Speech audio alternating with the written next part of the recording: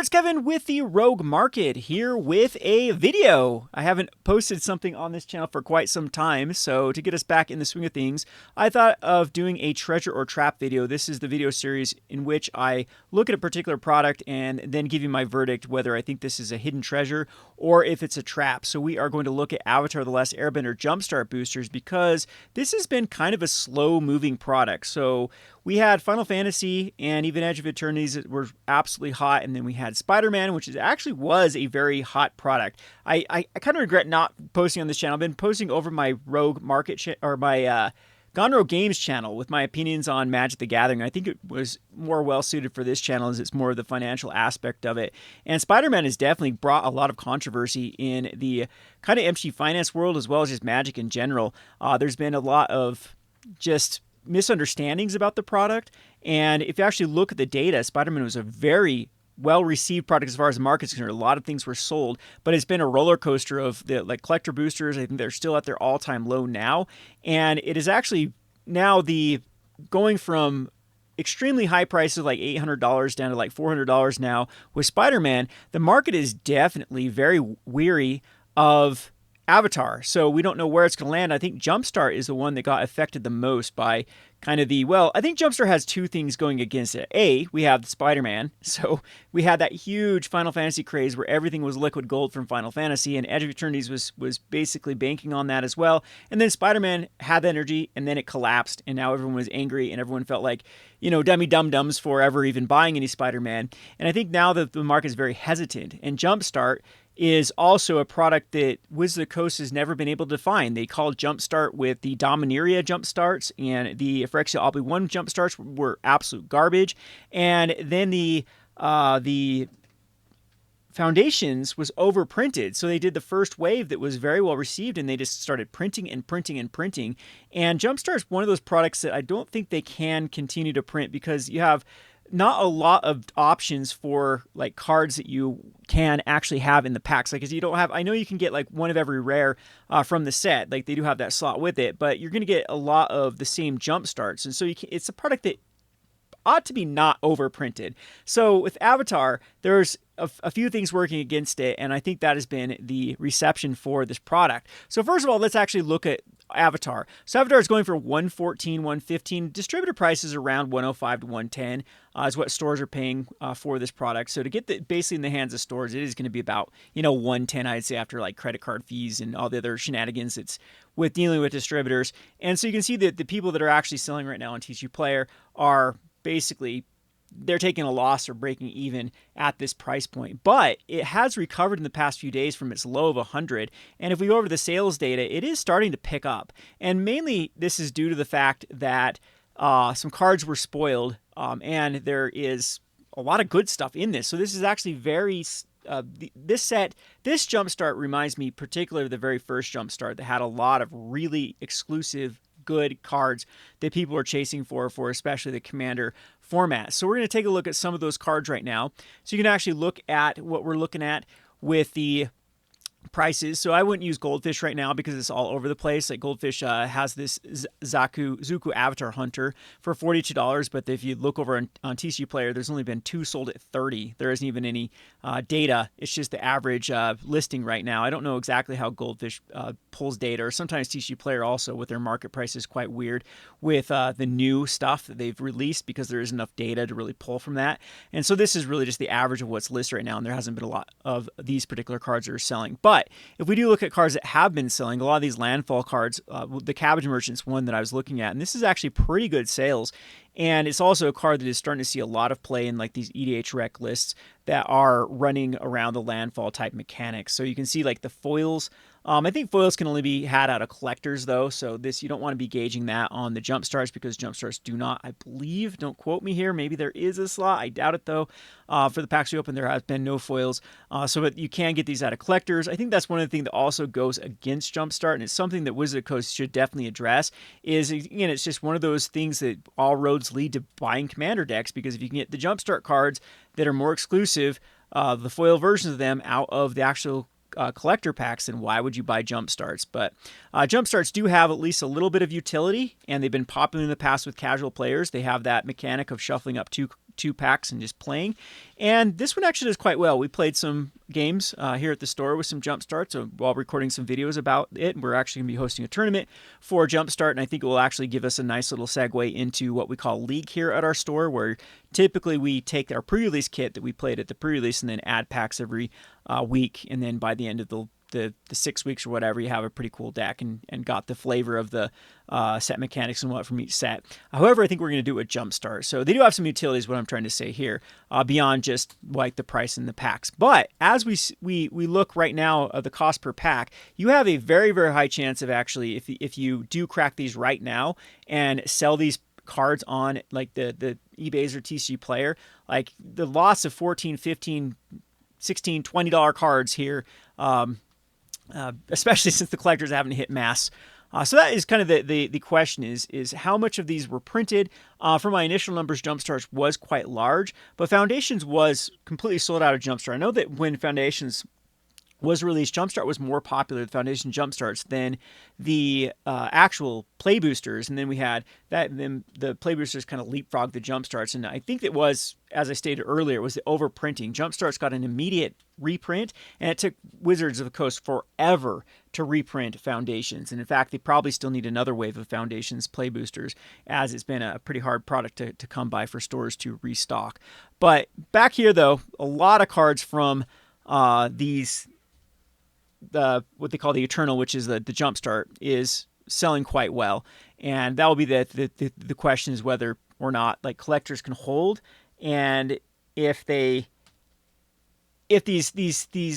cards continue to perform in like the EDH Rec list. So that's what I'm going to showcase right now, is we actually go over to EDH Rec, and you can see how many of these are being played as commanders. It's not too shabby if you compare it with the normal ones. So if you go down about 5 in the regular commanders, so these are the ones that are released, and mind you, these have had a little bit of a jump start, but on the Jumpstart products, because these were spoiled earlier, especially like the Toph and the Fire Lord Azula. People have been brewing around this commander for quite some time, and so of course the deck lists have been being entered here on EDH Rec, and the Jumpstarts have been a little bit lagging behind, but there are some good ones in the monocolors.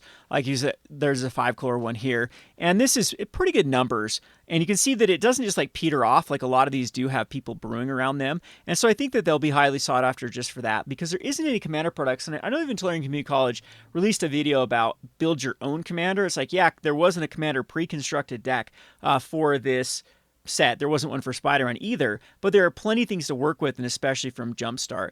And beyond even the commander, there's a lot of cards that are seeing play in various decks that aren't even legendary creatures that you can only get out of the Jumpstart.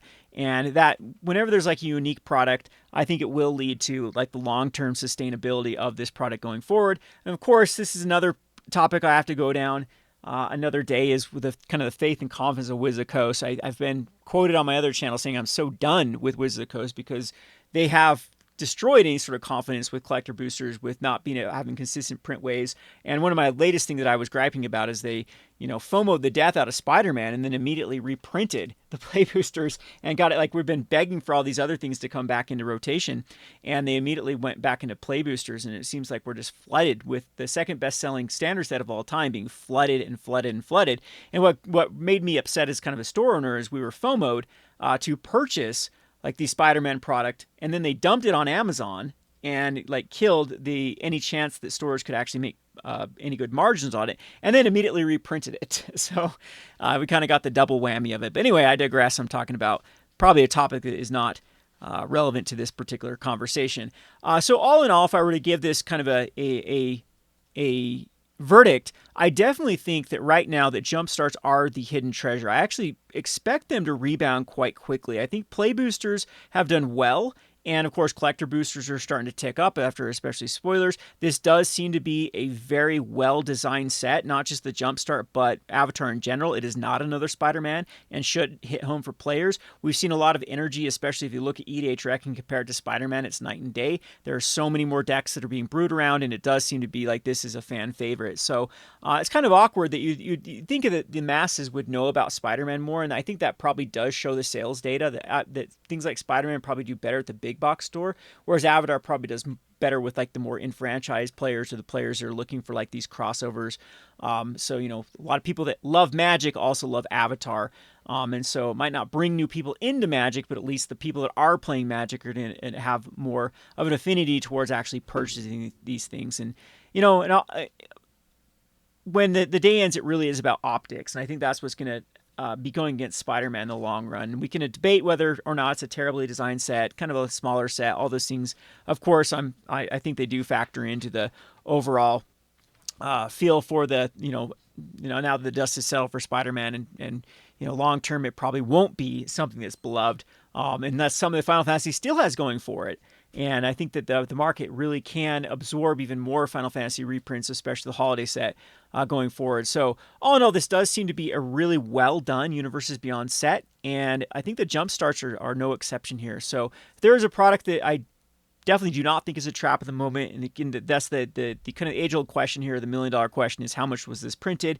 Yes, my Jumpstart numbers were quite high. It doesn't seem like distributors had any lack of supply, but that also could be that stores were a little bit, again, where the confidence is so shot from things like Jumpstart in the past that maybe stores actually passed or just picked up a couple cases rather than what they could get their full allocation. But all in all, this is looking pretty good. The pre-sale data is strong, with lots of copies being sold per day. And again, many of these are just recently spoiled, not too long ago.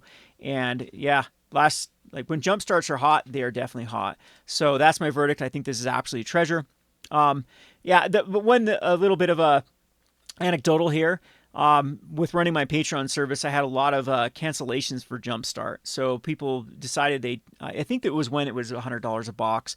A lot of people wanted to cancel, and it was just looking like a terrible product. And now in the past few days, I've had the most requested thing that I've had from people is definitely, hey, can I add Jumpstart back, or can I get some Jumpstart? And so usually I know that it is just this is just an anecdotal thing, but usually if something's like starting to get chatter on my Patreon or on my Discord, there's definitely some legs to it, and it's just a matter of time before the market catches up. So I think it's a pretty good one to pick up. I do still have some available, and I do believe that distributors, this is the one product they do have more available for Jumpstart. So I definitely look around for deals for this one right now, and I am expecting this one to go up in value in the short term, unless, like I stated, it's just one of those things that was printed a lot higher than we are seeing right now with the current supply. So taking a look at supply right now, it does look like there's 521 available with 757 sold. So you can already see this has not been released yet. This is a very good sign for the Jumpstarts. Let's go over to Play Boosters and compare it to how many's on the market versus how many's sold, and that can give us another kind of look at where we're at. Let's see here. I hate how they do this. We have bundles. Let's look at collectors, and we'll look at plays. So first of all, we have collector boosters. 2070 has been sold, and only 261 left. This is also something that happened. We saw this Final Fantasy. If the collectors actually get bought out, then all the other products start to go up in value, especially if the people looking for Jumpstart, they can only get from Jumpstart, not the collectors.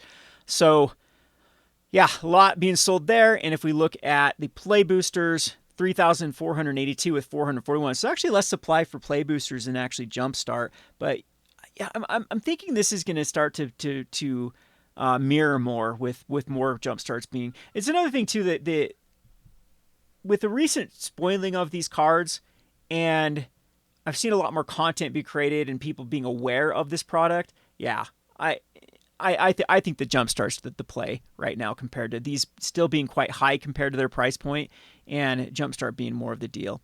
Anyway, hope you enjoy this video of Treasure or Trap. I know I sound like a broken record, sounding like a broken record in this channel, but we are going to have some time around the holidays to start producing more videos. And as soon as I get my Avatar out and shipped and pre-release done, we are expecting to do some more content. So be looking forward to that. This has been Kevin with the Rogue Market. Thanks for watching.